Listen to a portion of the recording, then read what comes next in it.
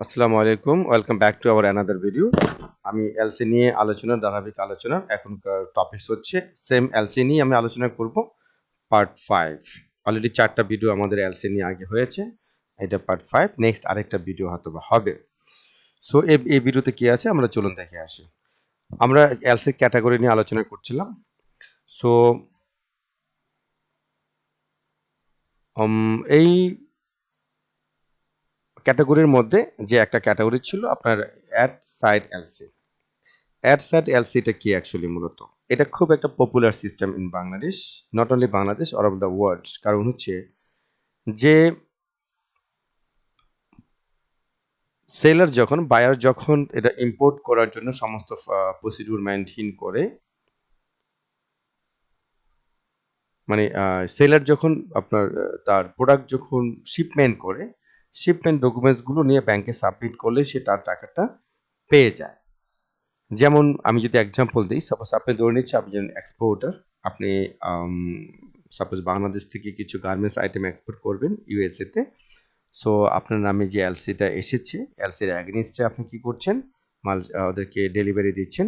তো যখনই আপনার চিটাং পোর্টে গিয়ে মালটা জাহাজীকরণ হয়ে গেল, শিপমেন্ট হয়ে গেল, তখন জাহাজের থেকে যে ডকুমেন্টসগুলো আসলো এবং কাস্টমসে যে ডকুমেন্টসগুলো আসলো, আপনার এলসি যে ডকুমেন্টস এবং সমস্ত রিলেটেড ডকুমেন্টসগুলো, সার্টিফিকেট অফ অরিজিন, হ্যাঁ, বিল of exchange, commercial invoice, everything সবকিছু মিলে আপনার যে আপনার যে ব্যাংক বেনিফিশিয়ারি মানে অ্যাডভাইজিং যে ব্যাংক, অ্যাডভাইজিং ব্যাংকে আপনি সাবমিট করবেন। আপনার ব্যাংক এটা ইউএস এর যে বায়ার, সে বায়ারের ব্যাংকে এটা পাঠানোর পরেই বায়ারের ব্যাংক আপনার কি করবে? সমস্ত কিছু চেক করে যদি দেখে এভরিথিং ইজ ওকে, দেন সে তার ফান্ড ট্রান্সফার করে দেবে। আপনি মাল মানে বায়ার মাল পাওয়ার আগেই মাল মানে ওই প্রোডাক্টটা কিন্তু শিপমেন্টে আছে, জাহাজ কিন্তু এখন সমুদ্রে চলতেছে। বিফোর দ্যাট ডকুমেন্ট সাবমিট করার সাথে সাথেই বায়ারের যে ইস্যুইং ব্যাংক, এই ব্যাংক অ্যাডভাইজিং ব্যাংকে, অ্যাডভাইজিং মিনস যিনি এক্সপোর্ট করবেন, এক্সপোর্টের বা সেলার যিনি, তার ব্যাংকে সে টাকাটা ট্রান্সফার করে দেবেন। This is the LC at sight. তো আমি একটু ডেফিনেশনে পড়ে শোনাচ্ছি। This is the most popular LC over the world. It can be confirm but both parties agreed after verified release payment as soon no maturity date discount। এখানে কোনো maturity date নেই, maturity date থাকে না, because of এটা যখনই document submit হবে তখনই payment হবে। This is the fact. আর এটা কনফার্ম হতে পারে এবং নন কনফার্ম হতে পারে, দুটো হতে পারে। যদি কনফার্ম হয় তাহলে অবশ্যই, যেটা আমি কনফার্ম এলসি ক্ষেত্রে আলোচনা করেছি, সেক্ষেত্রে অবশ্যই কনফার্ম, দুই বোথ পার্টি যদি এগ্রি করে হ্যাঁ এটা কনফার্ম, আমরা কনফার্ম হবে, দেন তারপর এটা কনফার্ম হতে পারে, অথবা এটা নন কনফার্মও থাকতে পারে। তো আমরা এটা কিভাবে চিনবো? এটা এলসি এর সাইড, এলসি সাইড চিনবো ক্লোজ 42C ক্লোজ যেটা আছে। আমরা যখন এলসিটা যখন নেব সেখানে ক্লোজ লেখা আছে 42C। 42C এর মধ্যে লেখা থাকবে ড্রাফট অ্যাট সাইট, এই কথাটা লেখা থাকবে। তখন আমরা বুঝে নেব যে এলসিটার কন্ডিশন কি, যে ডকুমেন্ট সাবমিট করার পরেই সেটা ফান্ডটা রিলিজ করে দেবে। কে দিবে? ইস্যুইং ব্যাংক দিবে। কাকে দিবে? Advising bank. কার ব্যাংক? সেলারের bank. I hope you understand, my dears. So now next category, back to back LC. Back to back LC খুবই একটা মানে ফেমিলিয়ার একটা এলসি ইন বাংলাদেশ। কোথায়? গার্মেন্টস সেক্টরে। কারণ গার্মেন্টস সেক্টরে যে অ্যাক্সেসরিজগুলো আছে, আমরা হয়তো এখানে সাপোজ একটা শার্ট তৈরি করতে তার ফেব্রিক্স প্রয়োজন হয়। আমরা হয়তো অনেক সময় দেখা যায় ফেব্রিক্সটাও তো এখানে পাওয়া যায়, আর লোকালি প্রোডাকশন হচ্ছে, বাট তার যে অ্যাক্সেসরিজ এগুলো ইম্পোর্ট করতে হবে। সো বাইরের বাইরের কাছ থেকে যদি কোনো এলসি পাওয়া হয়, সাপোজ ইউএসের একটা বাইরের কাছ থেকে একটা এলসি রিসিভ করেছেন, এটাকে বলা হয় মেইন এলসি, মানে মাস্টার এলসি। ব্যাংক পাওয়ার পরে এখন যিনি এই সার তৈরি করে বায়ারকে দিবেন, এখন দেখা গেল যে এই সারের অ্যাগেনিস্টে যে অ্যাক্সেসরিজগুলো দরকার, এটার জন্য সে চায়না থেকে এটা ইম্পোর্ট করতে হবে। তখন ব্যাংকে বলে যে আমার যে মাস্টার এলসি আছে, এই এলসির অ্যাগেনিস্টে আমি আরেকটা এলসি ওপেন করতে চাই, যে এলসি দিয়ে আমি কি নিয়ে আসবো? আমার অ্যাক্সেসরিজগুলো নিয়ে আসবো। তাহলে একটা মাস্টার এলসির অ্যাগেনিস্টে একটা বেনিফিশিয়ারি অ্যাডভাইজিং ব্যাংক যখন আরেকটা এলসি ওপেন করে তার অ্যাক্সেসরি ইম্পোর্টের জন্য, সেটাকে বলা হয় back to back LC.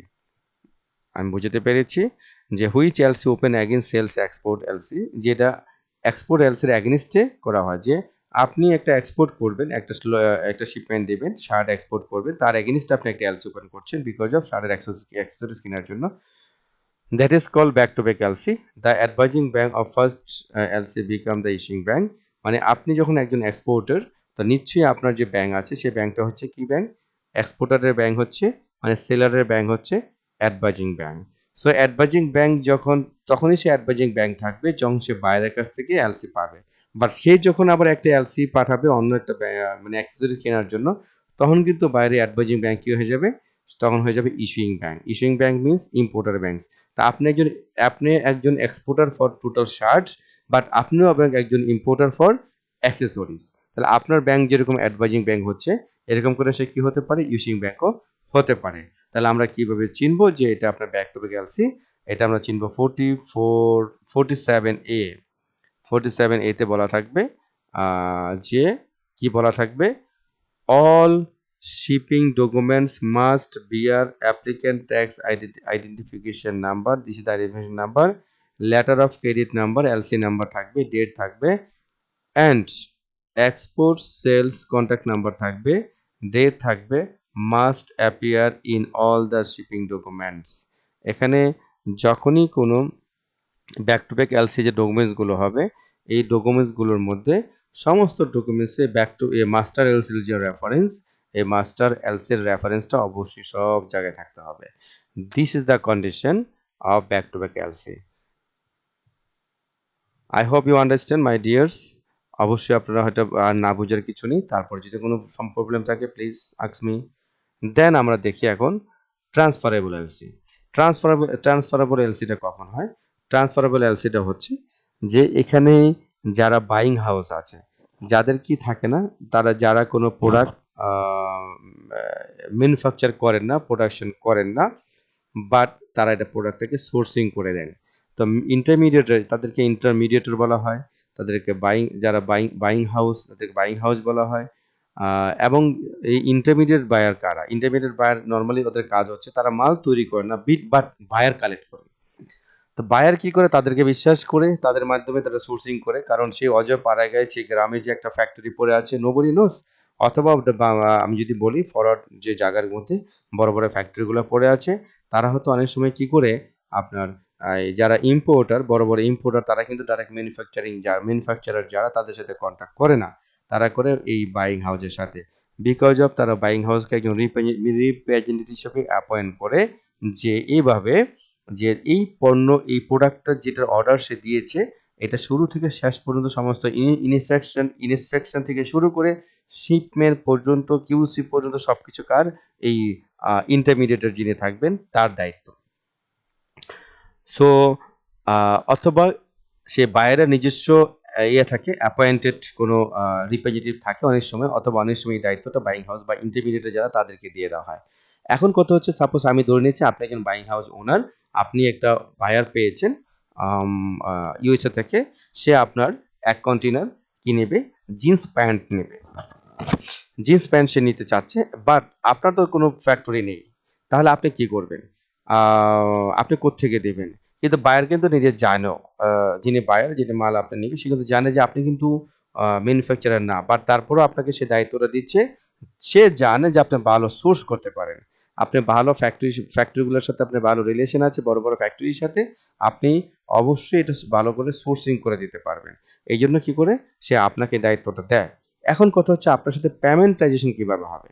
Payment ট্রানজেকশনটা হচ্ছে যে আম, আপনাকে যে বায়ার যে এলসিটা দেবে, সেই এলসিটা হবে ট্রান্সফারেবল এলসি, যাতে করে আপনি এলসি পাওয়ার পরে এই এলসিটা আবার ফ্যাক্টরিকে আপনি ট্রান্সফার করতে পারেন, যাতে করে ফ্যাক্টরি আপনার এলসি পেয়ে সেই জন্য তার ম্যানুফ্যাকচারিং প্রসেসে চলে যায়, মালটা তৈরি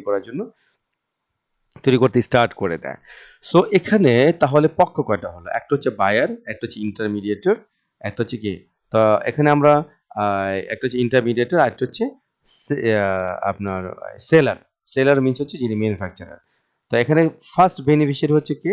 যিনি ম্যানুফ্যাকচার করেন। উনি হচ্ছে ফার্স্ট বেনিফিশিয়ারি। সেকেন্ড বেনিফিশিয়ারি কে? সেকেন্ড বেনিফিশিয়ারি যিনি ইন্টারমিডিয়েটর, বাইং হাউসের মালিক। হ্যাঁ, যিনি সাপ্লাই হিসেবে পরিচিতি লাভ করেন, এটা হচ্ছে সাপ্লায়ার। তারকে কারণ বায়ার জানে সে সাপ্লায়ার। হ্যাঁ, আর হচ্ছে আহ, এখানে ইয়েকে ইম্পোর্টারকে, ইম্পোর্টার হচ্ছে কি? ইম্পোর্টার হচ্ছে বায়ার, যিনি এটাকে মাল্টি ইম্পোর্ট করবেন। তাহলে বেনিফিশিয়ারি হচ্ছে ফার্স্ট বেনিফিশিয়ারি যে ম্যানুফ্যাকচারার, আপনি যার কাছে মালটা পাঠানোর জন্য অর্ডার করবেন, সরি মালটা ম্যানুফ্যাকচার করার জন্য, মালটা তৈরির জন্য অর্ডার করবেন, সে হচ্ছে first beneficiary. Beneficiary second beneficiary আপনি নিজে ইন্টারমিডিয়েট, যেহেতু আপনি সোর্সিং করে দিচ্ছেন।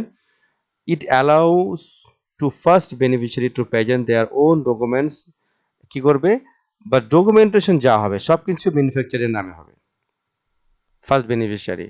দ্যাট মিনস এই ফার্স্ট বেনিফিশিয়ারি নামে কিন্তু সমস্ত ডকুমেন্টসগুলো হবে। জাস্ট পেমেন্টটা ট্রান্সফার হবে কার নামে, সেকেন্ড বেনিফিশিয়ারি নামে। কেন, কারণ ট্রান্সফারেবল আছে। ট্রান্সফারেবল যে ইন্টারমিডিয়েটর, দ্যাট মিনস আপনার অ্যাকাউন্টে যখন ফান্ড আসবে, অটোমেটিক্যালি আপনার যে ব্যাংক, আপনি কিন্তু চাইলে যে টাকা আসলো আমি ম্যানুফ্যাকচারকে দেবো না, এটা কিন্তু পারবেন না।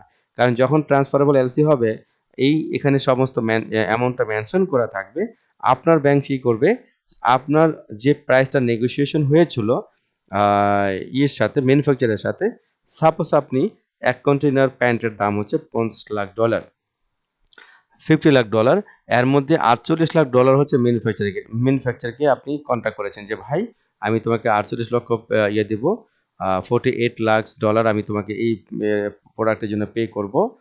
বাট এলসি ভ্যালু থাকবে 50 লাখ, যেহেতু আপনার ব্যাংকও জানে। তখন তাকে কি করবে, আপনার ব্যাংক ঠিকই সে রিসিভ করবে 50 লাখ টাকার এলসি, বাট সে যখন একটা ট্রান্সফারেবল এলসিটা যখন সে ট্রান্সফার করবে ম্যানুফ্যাকচারকে, সেখানে ভ্যালু থাকবে 48 লাখ। তাহলে অ্যাকচুয়ালি পেমেন্ট করবে কত, 48 লাখ টাকা কিন্তু আপনার পেমেন্ট হচ্ছে। আর বাকি 2 লাখ যে ডলার, এই $2 লাখ কিন্তু আপনার ব্যাংক আপনাকে দিবে। দ্যাট মিনস আপনার অ্যাকাউন্টে সে ক্রেডিট করে রাখবে, দ্যাট মিনস আপনার টাকা সেটা। সো আপনি চাইলে পুরো টাকা নিতে পারবেন না, বিকজ অফ ট্রান্সফারেবল এলসিতে আপনার পোর্শনটা রেখে আপনারই ব্যাংক কি করবে, ম্যানুফ্যাকচারারকে পেমেন্টটা দিয়ে দিবেন। So how to understand the ট্রান্সফারেবিলিটি, তো আমরা এই ট্রান্সফারেবিলিটি কিভাবে বুঝতে পারবো? এখানে 47A তে বলা আছে যে ক্লোজটা থাকবে, এডিশনাল কন্ডিশন বলা থাকে, certificate of origin showing the invoice number that and shipment route difference from the other documents is acceptable. Third party documents আর এখানে মূলত লেখা থাকে third party documents are allowed accept that and invoice. এই জিনিসগুলোই আপনার কি থাকে, নর্মালি বলা থাকে, যেটা দেখে আমরা চিনে নেব যে এটা ট্রান্সফারেবল এলসি।